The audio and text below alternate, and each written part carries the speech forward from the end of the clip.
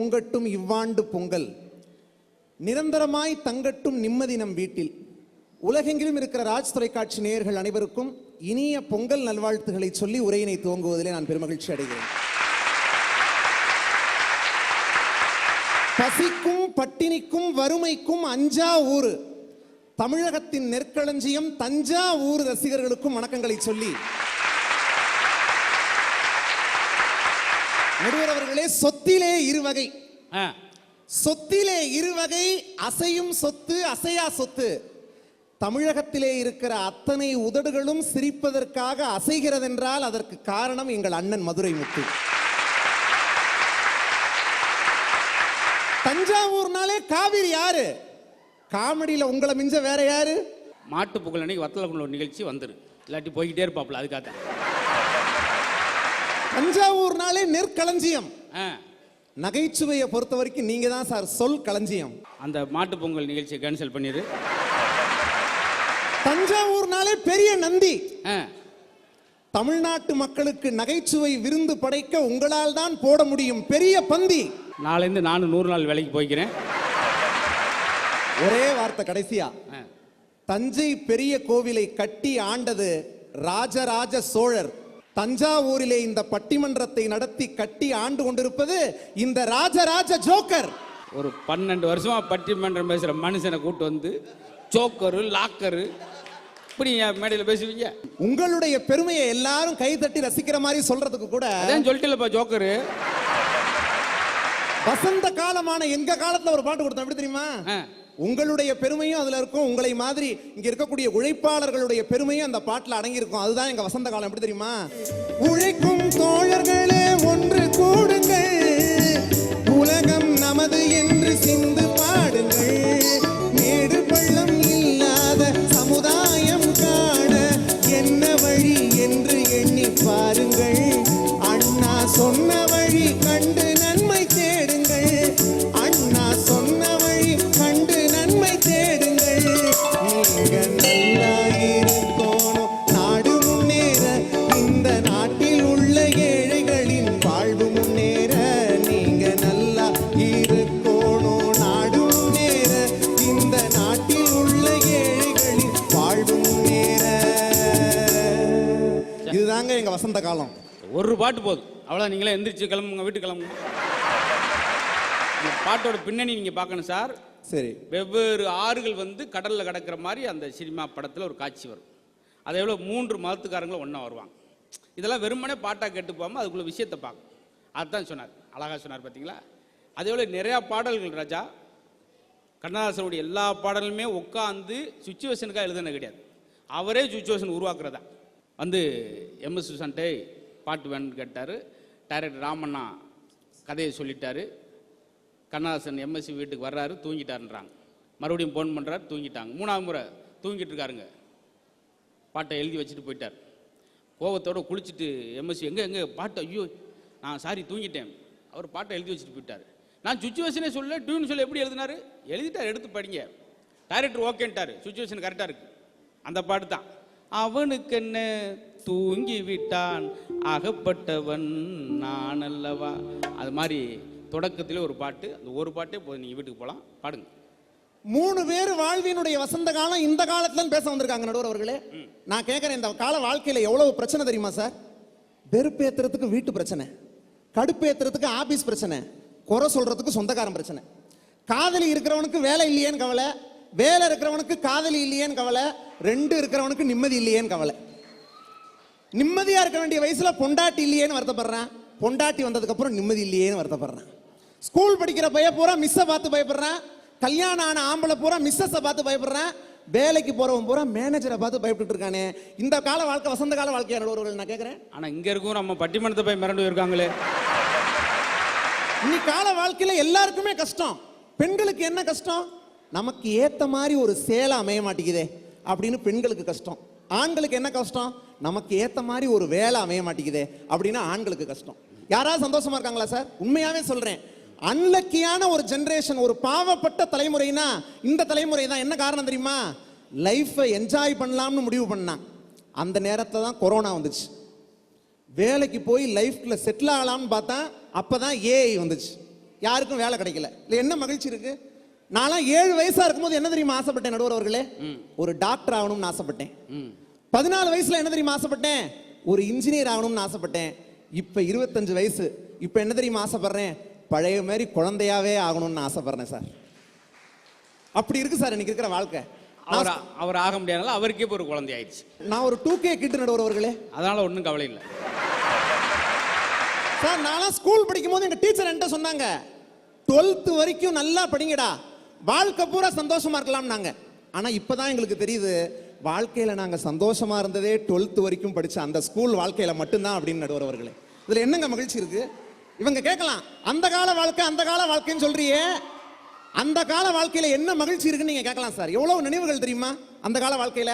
கையை வளைச்சு காதை தொட்டு ஸ்கூல்ல சேர்ந்தது, மஞ்ச பையில புத்தகங்களை சுமந்துக்கிட்டு ஸ்கூலுக்கு நடந்து போனது, 2 வீலர் இல்லாமையே வாயிலேயே டுர்ரு டுர்ரு டுர்ருன்னு சவுண்ட் விட்டுக்கிட்டு வண்டி ஓட்டுனது, பம்பு செட்ல தண்ணி எடுத்து குடிச்சு எனர்ஜி ஏத்துனது, புழுதியில உருண்டு புரண்டு விளையாடினது, பஞ்சாயத்து டிவியில ஒளியும் ஒளியும் எதிரொலியும் பார்த்து ரசிச்சது, பொறி பொறியா தெரிகிற பழைய பிளாக் அண்ட் ஒயிட் டிவியில நம்ம ராஜ் டிவியில போடுற முழு படத்தையும் உட்காந்து பார்த்து ரசிச்சது, ஞாயிற்றுக்கிழமை அன்னைக்கு காலையில எங்க மதுரமுத்து அண்ணனோட ஸ்டாண்டப் காமெடியை குடும்பத்தோட உட்காந்து ரசிச்சது.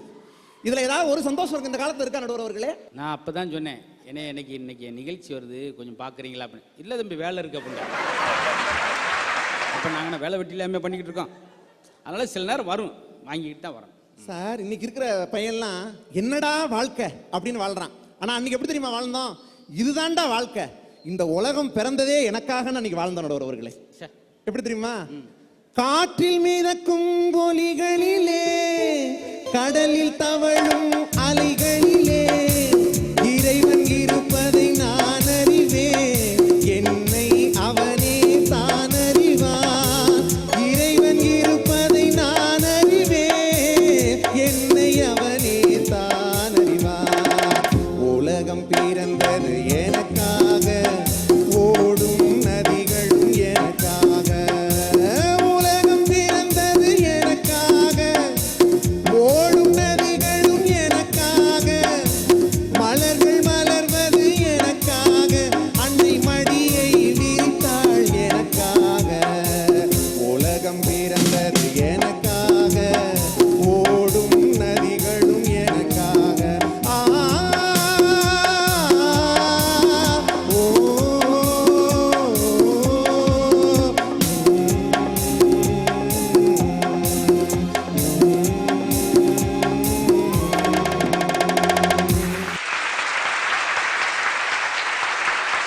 2026வது வருஷம் பிறந்த உடனே நம்ம எல்லாரும் என்ன சார் நினைச்சோம்? 2026 பிறந்த உடனே வாழ்க்கையே மாறிடும் நினைச்சோம். 2026ல என்ன மாறுச்சு? கேலண்டரை தவிர ஒன்றும் மாறல, எல்லாம் அப்படியே இருக்கு. நான் கூட நினைச்சேன் 2026 பிறந்த உடனே கடவுள் நம்ம எல்லா கஷ்டத்தையும் அன்இன்ஸ்டால் பண்ணிடுவார் நினைச்சேன். ஆனா கடவுள் என்ன பண்ணிருக்காரு? எல்லா கஷ்டத்தையும் புதிய வெர்ஷன்ல அப்டேட் பண்ணி விட்டுருக்காரு நடுவர் அவர்களே. ஏதாவது ஒரு மகிழ்ச்சி இருக்கா சார்? அதுல அந்த காலண்டர்ல ஒன்று எழுதியிருப்பேன் பாத்தீங்களா, ராசி பலன். துலாம் யோகம் அடிக்கும், பாக்குறேன் லாரி அடிச்சு போட்டு போயிருக்கு. கடவுள் என் முன்னால நேர்ல வந்து உனக்கு என்ன வரம் வேணும்னு கேட்டா நான் என்ன தெரியுமா பண்ணுவேன்? எந்த வரத்தையுமே கேட்க மாட்டேன். அதுக்கு பதிலாக என்கிட்ட இருக்கிற ஆண்ட்ராய்டு போனை கடவுள்கிட்ட கிஃப்டா கொடுப்பேன். ஏன் தெரியுமா? அப்பயாவது கடவுள் என் வாழ்க்கையில விளையாடாம அவர் பாட்டில் போன்ல கேம் விளையாண்டுக்கிட்டு இருப்பார்ல, அதுக்காக தான் நடுவர் அவர்கள். நிறைய டிப்ஸ் கொடுப்போம் சார்.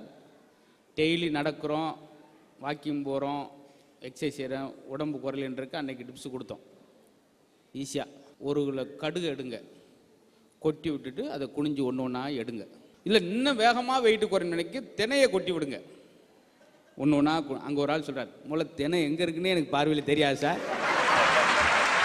சார் இன்னைக்கெல்லாம் சிந்தனைகள் சொல்லி யாரையும் மனசை நாங்கள் மாற்ற முடியாது. அந்த காலத்துலேருந்து சிந்திச்சுக்கிட்டு தான் இருக்கான். ஒரு இடத்துக்கு போனோமா, கலகலப்பாக இருந்தோமா, படபடன்னு கோபப்படுறவனுக்கு நோய்கள் அதிகம், கலகலன்னு சிரிப்பவனுக்கு நோய்கள் குறைவு.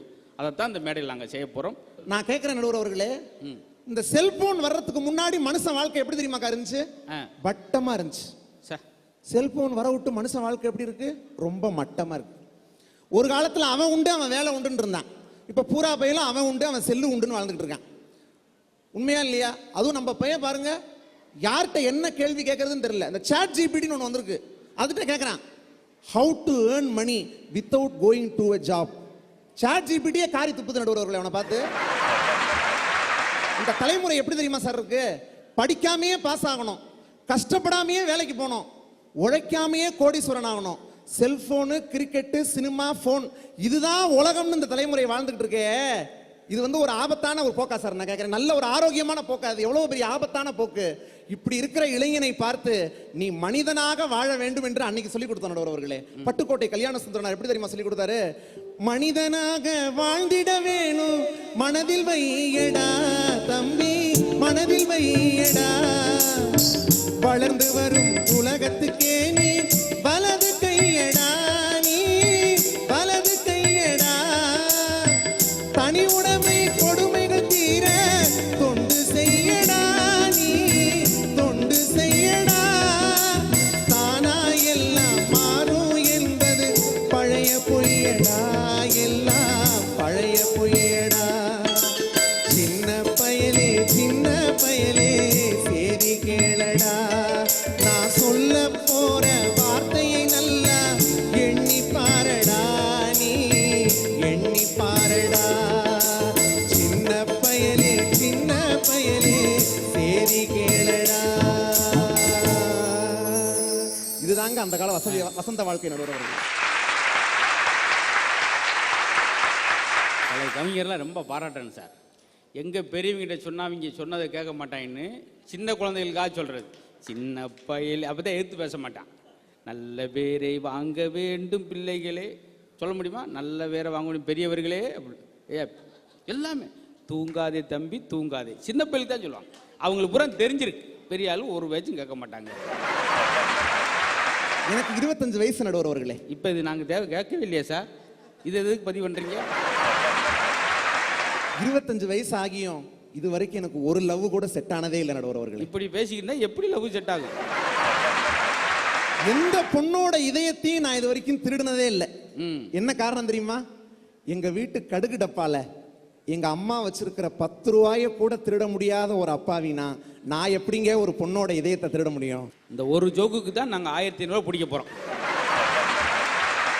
ஒரு காலத்துல காதல் கூட மனசை பார்த்து வந்துச்சு, இப்ப காதல் கூட பர்ஸை பார்த்து தானே வருது நடுவர் அவர்களே. காதலை பொறுத்த வரைக்கும் இன்னைக்கு ஒன் சைடா இருந்தாலும் சரி, டபுள் சைடா இருந்தாலும் சரி, கடைசியில சூசைடு தானே முடிவா இருக்கு நடுவர் அவர்களே. புத்தாண்டது உங்க ஜோக்க கேட்டோம்னா சூசைடு. சார் என்ன சொல்றாரு? ரோமியோ ஜூலியட், லைலா மஜ்னு பெருமையா பேசுறோம், யாரும் இல்லை, அவர்கள் இறந்து காதலை வாழ வைத்திருக்கிறார்கள். ஆனா இன்னைக்கு பாத்தீங்களா, கூப்பிட்டு சொல்றான் அந்த போறான்ல, ஆமா அவ யாழ்றா, அப்படியா கூட ஒருத்தன் போறான், அது அவாளு. இதனாலதான் வந்து அந்த அந்த கால வாழ்க்கை பிரமாமா இருந்துச்சு. நீங்க சொல்ற மாதிரி தான் சார் இன்னைக்கு இருக்கிற காதல்லாம் இருக்கு. அதனாலதான் காதல்ல பாதிக்கப்பட்டவன் எழுதுனா, காதலித்து பார், நீ அழகாக மாறுவது உனக்கு தெரியும், ஆனா நீ அசிங்கப்படுவது ஊருக்கே தெரியும் அப்படின்னா. இப்படிதானே காதல் கூட இன்னைக்கு இருக்கு நடுவர் அவர்களே. ஆனா அன்னைக்கு எப்படி தெரியுமா காதல் இருந்துச்சு? காதல் கவிதை கூட எப்படி தெரியுமா இருந்துச்சு? காற்று வாங்க போனான், காற்று வாங்க போன இடத்துல கவிதை வாங்கிட்டு வந்தான் சார் காதலிக்காக. எப்படி தெரியுமா?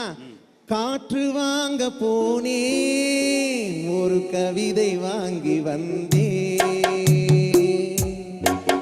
நான் காற்று வாங்க போனேன், ஒரு கவிதை வாங்கி வந்தேன்.